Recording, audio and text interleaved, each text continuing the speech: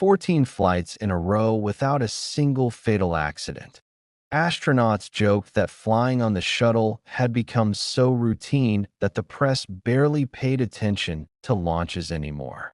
Then, 17 years apart, two disasters struck, each one killing an entire crew of 7 people, live on television, in front of the whole world. NASA had promised the American government that this spacecraft would fly like a regular passenger airplane, launching once a week, costing pennies compared to disposable rockets, and being so safe that even civilians, teachers, journalists, ordinary people could fly aboard without years of astronaut training. Instead, the program stretched on for 30 years, cost American taxpayers nearly $200 billion, killed 14 astronauts in 2 separate disasters, and was shut down for good in 2011. After that, the United States spent 9 long years without the ability to send humans into space on its own, forced instead to buy seats aboard Russian spacecraft at tens of millions of dollars a seat. How did the most ambitious and expensive space project in human history turn into one of the greatest technological disappointments of the 20th century? How did a machine designed to make spaceflight routine end up being one of the most dangerous vehicles ever built by human hands? Today, we break it down step by step, from the optimistic promises of the early 1970s to the final landing in 2011. Over the years, 5 different shuttles carried this dream into orbit: Columbia, Challenger, Discovery, Atlantis, and Endeavour, the last of which was built specifically as a replacement after the Challenger disaster. Together, these 5 vehicles flew a combined total of 135 missions, deployed dozens of satellites, launched space telescopes, and carried astronauts from more than a dozen different countries. For an entire generation of people around the world, the shuttle simply was the image of spaceflight itself. Those distinctive white and black wings and that enormous orange external tank became instantly recognizable symbols of human ambition in space. To understand where the shuttle came from, we need to go back to the early 1970s. America had just won the space race. Humans had walked on the moon 6 times. The Apollo program had achieved its goal and, in doing so, exhausted its own political purpose. Congress no longer wanted to fund expensive moon missions once the propaganda victory over the Soviet Union had already been secured. The public's attention had moved on, and so had the political will in Washington. NASA faced an urgent question: what comes next? Once the moon has already been won. The agency's engineers proposed an idea that looked brilliant on paper. Instead of building a brand new, entirely disposable rocket for every single launch, meaning millions of dollars worth of hardware discarded into the ocean each time, why not create a genuinely reusable spacecraft? A vehicle that flies into orbit, completes its mission, glides back to Earth, gets refueled and briefly serviced, and then flies again, and again, dozens of times over its lifetime. The idea sounded so appealing, so futuristic, that in 1972 NASA's engineers presented it to President Nixon along with a set of fantastic promises. A single flight, they claimed, would cost only $10 to $20 million, and launches could happen as often as once a week, turning spaceflight into something almost as routine as commercial aviation. These optimistic numbers were enough to secure political approval and, crucially, the funding needed to move forward. But compromises began right at the design stage. Compromises that would later play a fatal role in the program's history. The Pentagon, which was expected to co-fund the project, demanded its own set of requirements. The military needed a spacecraft with a much larger cargo bay. one capable of launching heavy reconnaissance satellites into polar orbits for national security purposes. This single demand meant the entire design had to be significantly enlarged and made considerably more complex compared to the simpler, lighter original concept favored by NASA's own engineers. The spacecraft became heavier, more expensive to build, and mechanically far more complicated. But by the time this became clear, walking away from the decision was already politically impossible. There was actually a third, quieter compromise as well, one that rarely makes it into popular retellings of this story.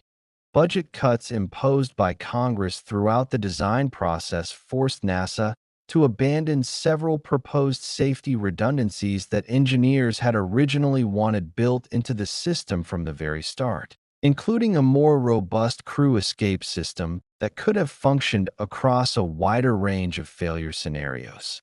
Each of these individual compromises seemed defensible in isolation. Together, they quietly reshaped the entire risk profile of the vehicle long before it ever left the drawing board. On April 12, 1981, exactly 20 years to the day after Yuri Gagarin's historic flight, the shuttle Columbia lifted off into space for the very first time. It was a genuine technological triumph.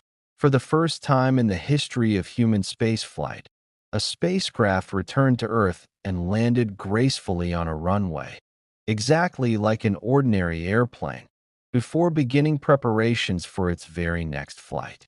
The watching public was thrilled, and the press eagerly called it the beginning of an entirely new era in spaceflight, one where going to orbit would soon be as unremarkable as boarding a plane to another city. Yet within just a few years, it became painfully clear that reality had nothing in common with the confident promises made back in 1972. Instead of flying once a week, over the entire 30-year history of the program, shuttles launched on average only 4 to 5 times per year, a tiny fraction of what had once been promised to Congress and the public. Instead of costing $20 million per flight, the real cost of a single launch routinely reached $400 million, and sometimes climbed as high as $500 million once all the hidden expenses were properly accounted for. The root of the problem lay in the spacecraft's own design. The shuttle's thermal protection system consisted of more than 24,000 individually unique ceramic tiles, each one shaped and positioned specifically for its exact location on the fuselage. After every single flight, engineers had to manually inspect the condition of every one of these tiles, one by one, and carefully replace any that had been damaged during launch or reentry. Meanwhile, the main engines and the solid rocket boosters required near-total disassembly and painstaking inspection after each and every launch, a laborious process that more closely resembled constructing a brand new engine from scratch than simply refueling an airliner for its next flight. Instead of the sleek space taxi promised on paper, what actually emerged was an extraordinarily complex, largely hand-built flying machine, whose maintenance between flights routinely took many months rather than the days originally imagined. Meanwhile, NASA, having already invested enormous political capital and financial resources into the project, continued to publicly present the shuttle as a routine and thoroughly safe mode of space transportation. This growing gap between the agency's public rhetoric and its internal, more sober awareness of the real underlying risks would later be identified as one of the central causes of the tragedies that were soon to follow. Internal NASA safety assessments from this period, later uncovered by investigators, estimated the actual probability of a catastrophic failure at somewhere between 1 in 101 and 250 missions, figures dramatically higher than the 1 in 100,000 odds that agency officials sometimes cited when speaking to the press or to Congress. This wasn't necessarily deliberate deception so much as a form of institutional optimism. Engineers and managers who had invested years of their careers into the program's success found it psychologically easier to trust the more reassuring numbers, especially when no disaster had yet occurred to prove otherwise. On January 28, 1986, it was abnormally cold at Cape Canaveral, even for a Florida winter. The night before the scheduled launch, temperatures at the pad had dropped well below freezing, coating parts of the launch structure in ice. The day before liftoff, engineers at Morton Thiokol, the contractor responsible for manufacturing the shuttle's solid rocket boosters, raised urgent internal alarms. They knew from prior testing and flight data that the rubber seals positioned between the segments of each booster, known as O-rings, lose much of their elasticity in cold weather. Earlier, somewhat less cold launches had already shown partial burn-through damage to these very seals, clear warning signs that, tragically, were never met with an adequately cautious response from management. The Thiokol engineers strongly pushed to delay the launch until warmer conditions returned. But NASA's leadership, under mounting pressure from a launch that had already been postponed multiple times, and facing heightened public attention because Krista McAuliffe, a schoolteacher and the very first civilian selected to fly to space, was aboard, with her mission being actively covered by news outlets and school classrooms across the entire country, ultimately made the fateful decision to proceed with the launch as scheduled. 73 seconds after liftoff, the damaged seal on one of the twin boosters burned through completely. Superheated gases escaped through the breach, triggering a catastrophic fuel leak from the external tank, and the entire spacecraft literally broke apart in midair, in full view of millions of live television viewers, among them countless schoolchildren who had gathered specifically to watch their teacher's historic flight. All 7 crew members aboard were killed instantly. The aftermath brought about the Rogers Commission, a sweeping, high-profile investigation that halted all shuttle flights for a full 32 months. The Commission's ultimate conclusion was not purely technical in nature. The core underlying problem, according to the investigators, lay deep within NASA's organizational culture of decision-making, a culture that had systematically, repeatedly ignored clear warnings from its own engineers in order to maintain an aggressive and politically important launch schedule. One particular engineer, Roger Boyschley of Morton Thiokol, had warned his own management in writing months before the disaster that a catastrophic O-ring failure was a very real possibility under cold conditions. On the night before launch, he and his colleagues argued forcefully against proceeding, only to be overruled by their own company's management under pressure from NASA to justify a decision that had, in effect, already been made. Boyschley later testified before the Rogers Commission about this exact sequence of events, and he spent much of the rest of his life speaking publicly about the ethical responsibility engineers carry when raising safety concerns within large organizations. One might reasonably have assumed that the hard lessons of 1986 would permanently and irreversibly change NASA's entire approach to safety.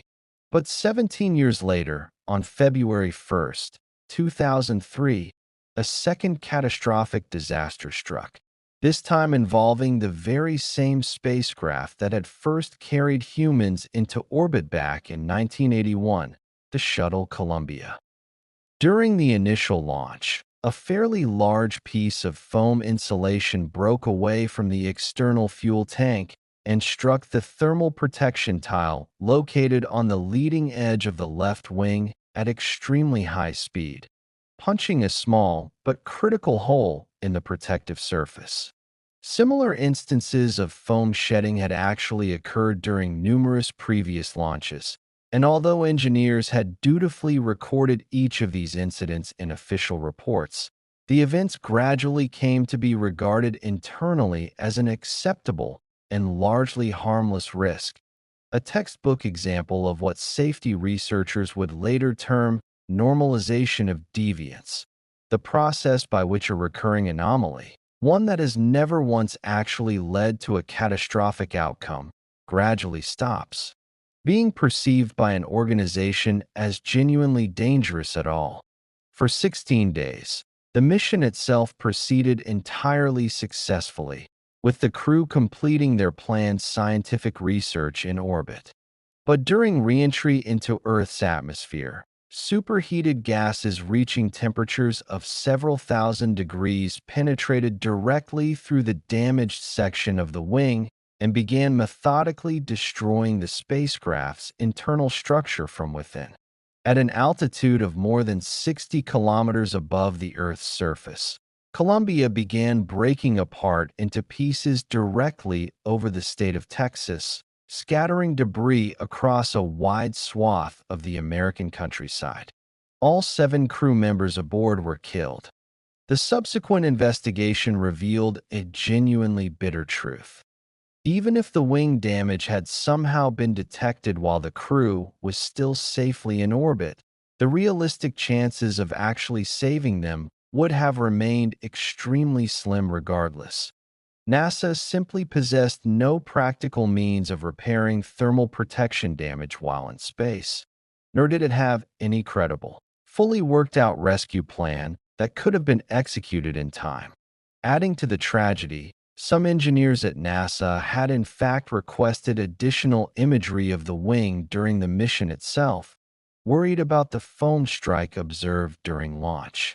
Their request was ultimately denied by management, who judged the risk to be within acceptable, previously observed limits, an eerie echo of the exact same reasoning pattern that had contributed to the loss of Challenger 17 years earlier. The Columbia Accident Investigation Board would later explicitly note this troubling parallel, concluding that NASA had, in important respects, failed to fully absorb the organizational lessons of its first shuttle disaster. After the devastating loss of Columbia, shuttle flights were suspended once again, this time for a full 2.5 years while engineers redesigned critical systems. And although the program did eventually resume operations, it had become unmistakably clear to everyone involved that the clock was now steadily running out on the entire shuttle fleet. In January 2004, President George W. Bush officially announced that the shuttles would formally end their operational service by the year 2010, with only the possibility of a brief, limited extension if absolutely necessary. The primary task assigned to the program's final remaining years became completing the assembly of the International Space Station, an enormous orbital complex built from dozens of individual modules, virtually all of which had been physically carried into orbit by the shuttles themselves over the preceding decade. That on July 21, 2011, the Shuttle Atlantis made the very last landing in the entire history of the program, quietly closing a chapter that had begun 3 decades earlier with such enormous optimism. The reason behind this final closure wasn't simply the painful memory of 2 devastating tragedies, but also straightforward pragmatic economics. Maintaining the shuttle fleet's vast supporting infrastructure cost NASA several $billion every single year, money the agency urgently wanted to redirect toward newer, more ambitious long-term goals, namely, returning astronauts to the moon and, eventually, mounting a crewed mission all the way to Mars.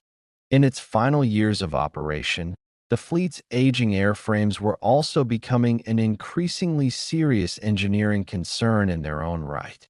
Each shuttle had originally been designed with a target operational lifespan of around 100 flights, but the sheer physical stress of repeated launches and reentries, combined with the corrosive effects of humid Florida air on sensitive components, meant that maintenance costs kept climbing every single year, even as the vehicles themselves grew older and, in the view of many engineers, gradually less predictable. After the program's official closure in 2011, something happened that would have seemed almost unthinkable even just 20 years earlier. The very superpower that had first successfully landed a human being on the surface of the moon spent the next 9 full years completely unable to independently deliver its own astronauts into Earth orbit. The only remaining way for American astronauts to reach the International Space Station became the Russian Soyuz spacecraft, for which NASA was forced to pay tens of millions of dollars for each individual seat aboard, an arrangement many in Washington found deeply uncomfortable given the political tensions of the ERA. Finally fixed this uncomfortable situation. NASA launched an ambitious new initiative called the Commercial Crew Program. Rather than attempting to design and build an entirely new spacecraft using its own internal engineering teams, the agency instead handed the bulk of the development work over to private aerospace companies, funding two competing projects, one from the established giant Boeing and another from a considerably younger, less proven company at the time called SpaceX. In May 2020, SpaceX's Crew Dragon spacecraft finally restored America's independent ability to launch its own crewed missions for the first time since the shuttle program had ended nearly a decade earlier. And buried within this story lies a genuinely telling irony.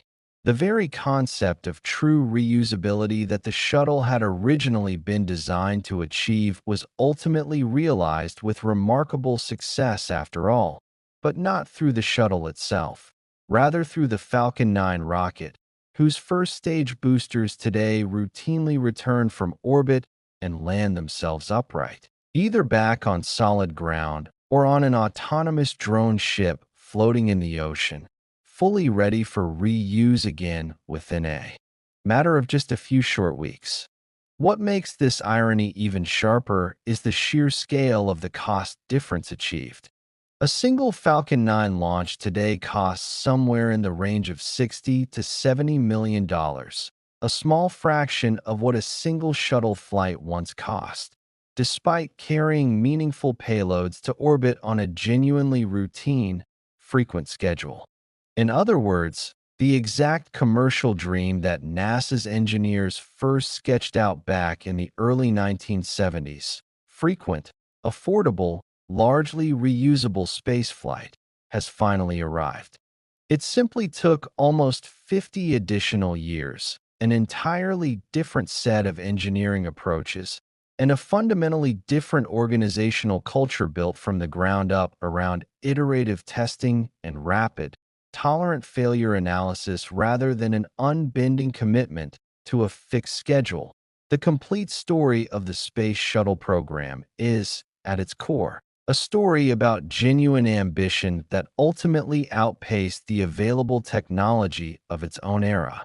The founding idea itself, a truly reusable, airplane-like spacecraft, was fundamentally sound and remarkably forward-thinking for its time.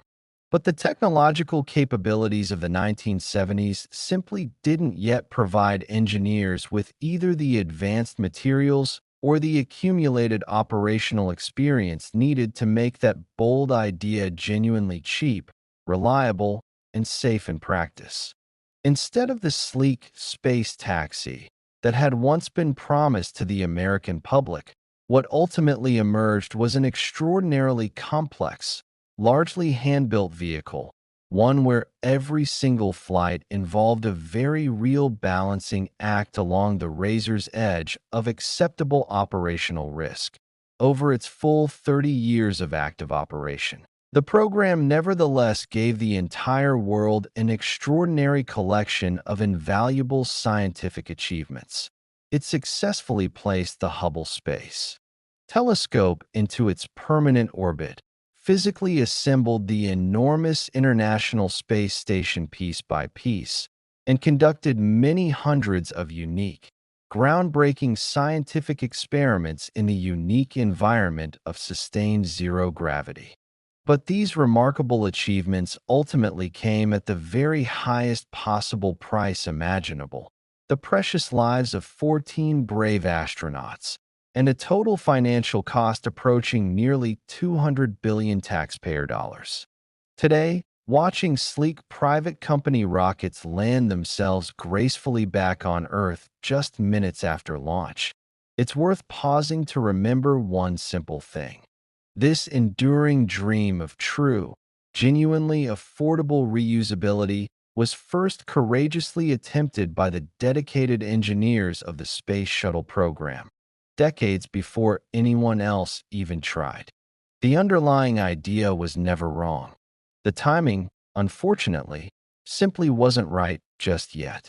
Perhaps the deepest lesson of the entire program isn't really about rockets, ceramic tiles, or rubber seals at all. It's about the danger of letting ambitious promises harden into fixed public expectations before the underlying engineering has actually caught up to match them, and about how easily even brilliant, well-intentioned organizations can slowly talk themselves into accepting risks that, viewed with clear eyes from the outside, should never have been considered acceptable in the first place. If you enjoyed this video, please hit the like button. It genuinely helps this channel continue to grow and reach more people interested in these stories. Subscribe if you haven't already, because there's plenty more fascinating history still to come. Many more stories from the world of space exploration and technology that are absolutely worth exploring together. And please leave a comment down below letting me know which space or technology topic you'd personally like to see covered next. I read through every single comment, and that's very often exactly where the ideas for brand new videos actually come from.